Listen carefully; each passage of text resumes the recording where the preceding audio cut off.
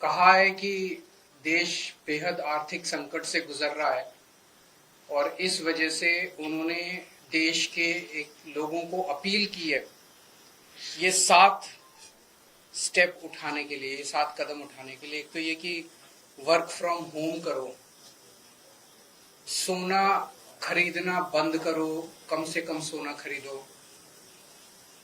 तीसरा, तेल की बचत करो, पेट्रोल डीजल की, पब्लिक ट्रांसपोर्ट इस्तेमाल करो। चौथा, फर्टिलाइजर्स का कम से कम इस्तेमाल करो, नेचुरल फार्मिंग करो। पांचवा, फॉरेन प्रोडक्ट्स कम से कम इस्तेमाल करो और फॉरेन एक्सचेंज बचाओ। छठा, कुकिंग ऑयल कम से कम इस्तेमाल करो। और सातवां, फॉरेन ट्रैवल बंद करो, विदेशों में जाना बंद करो। हमारे देश 1950 के बाद से अभी तक ऐसे कई समय आए जब देश अलग अलग संकटों से गुजरा। कभी अलग अलग देशों से युद्ध हुआ, चीन से, पाकिस्तान से, आर्थिक मंदी से भी गुजरा। लेकिन इतने कठोर कदम आज तक कभी किसी प्रधानमंत्री ने देशवासियों को लेने के लिए नहीं कहे। मुझे याद है लाल बहादुर शास्त्री जी ने भी देश के लोगों से अपील की थी, इंदिरा गांधी जी ने भी एक समय सोना ना खरीदने की अपील की थी, अलग अलग अपीलें की थी अलग अलग प्रधान।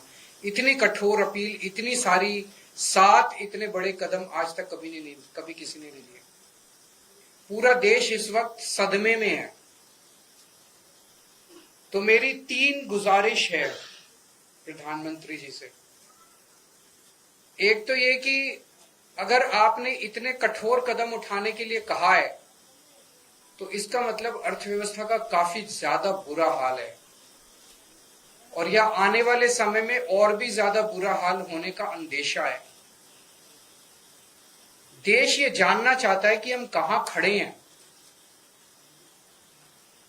आपने हमें कहा हम सब देशवासी देशभक्त हैं, कठोर से कठोर कदम भी उठाएंगे, कठोर से कठोर अपने को, अगर हमें कठिनाइयां बर्दाश्त करनी पड़ी, कुर्बानियां देनी पड़ी देश के लिए, वो भी करेंगे।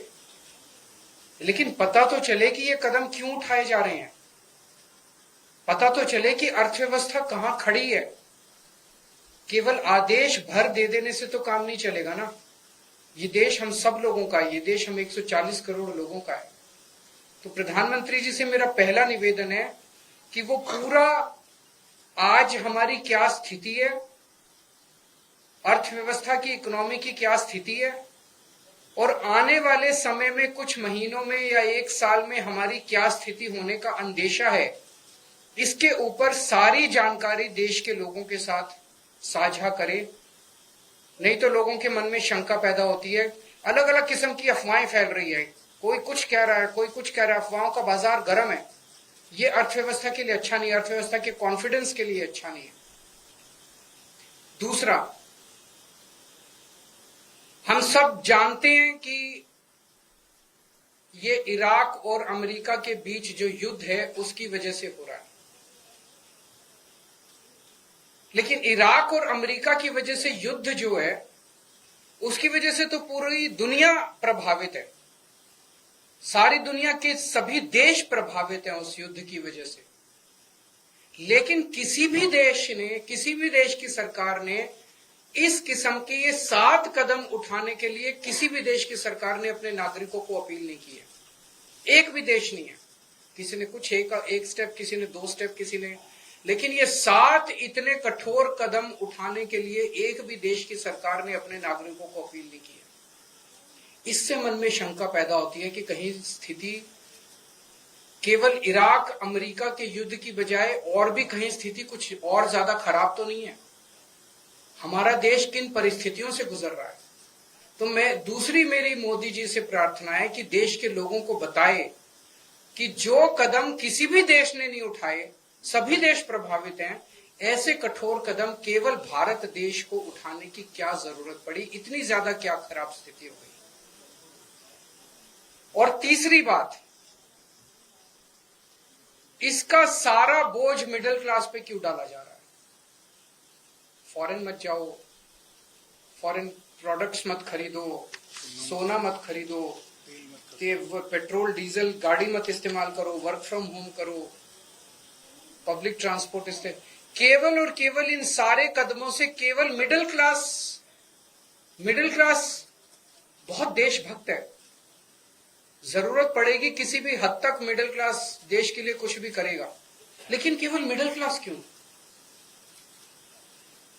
सबसे पहले अगर कुर्बानी देनी चाहिए थी तो देश की सरकार को कुर्बानी देनी चाहिए था। देश की सरकार अपने खर्चों के ऊपर, अपनी कंज्यूमर जो कंज्यूम करते हैं अपने खर्चों के ऊपर, देश की सरकार सबसे पहले कटौती करती। देश की सरकार ने कोई कटौती नहीं की। उसके बाद देश के प्रधानमंत्री और सारे मंत्री मिलकर अपने अपने खर्चों पे और कंजम्पशन पे कटौती करते। उन्होंने भी कोई कटौती नहीं की। सब खुले घूम रहे हैं, विदेशों में भी जा रहे हैं, गाड़ियां भी खूब इस्तेमाल कर रहे हैं, हवाई जहाज सब हो रहा है, सोना भी खूब खरीद रहे होंगे।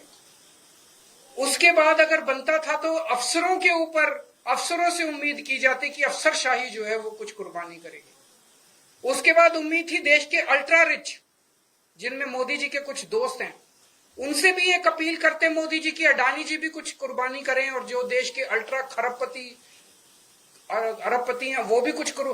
उनसे भी कोई अपील नहीं की गई। केवल और केवल देश की मिडिल क्लास से ये अपील की गई। इस बात का दुख होता है। मैंने पिछले 2 दिन में कई लोगों से बातचीत की, उन्होंने कहा हम करेंगे देश के लिए कुर्बानी, लेकिन केवल हम क्यों?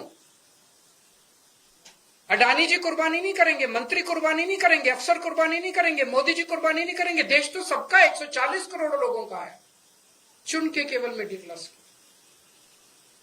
तो हम सब लोग तैयार हैं, जो भी देश के लिए करने की जरूरत है हम सब तैयार हैं, लेकिन चुन के मिडिल क्लास को टारगेट ना किया जाए और देश के साथ सारी इंफॉर्मेशन साझा की जाए। अगर आपके कोई प्रश्न है तो। नीट का पेपर सबसे पहले मैं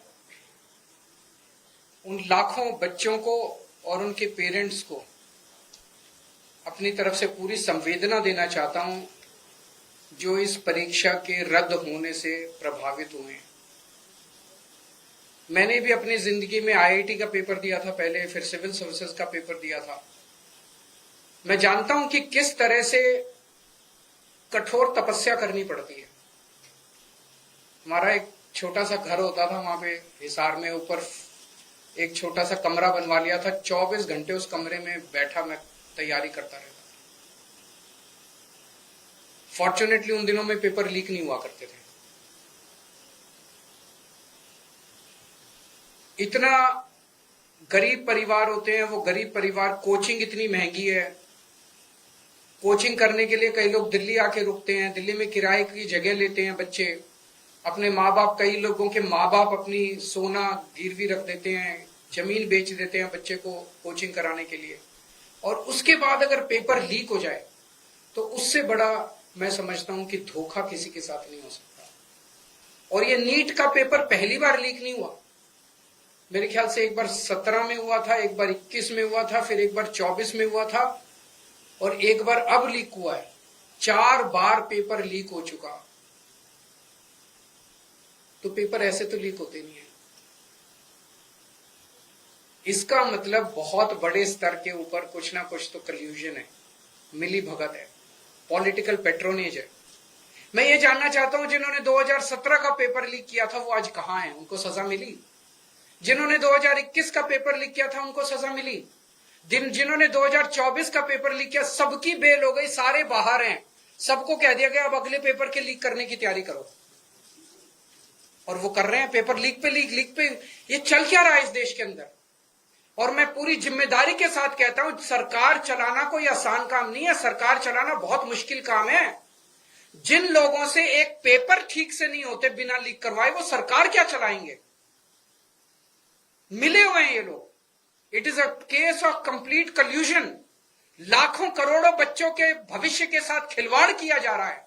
उन सब बच्चों के साथ मेरी संवेदनाएं हैं और मैं उन सब बच्चों को बोलना चाहता हूं कि सड़कों के ऊपर उतरना पड़ेगा। यह सरकार केवल और केवल जन आंदोलन की भाषा समझती है और केजरीवाल आप लोगों के साथ है।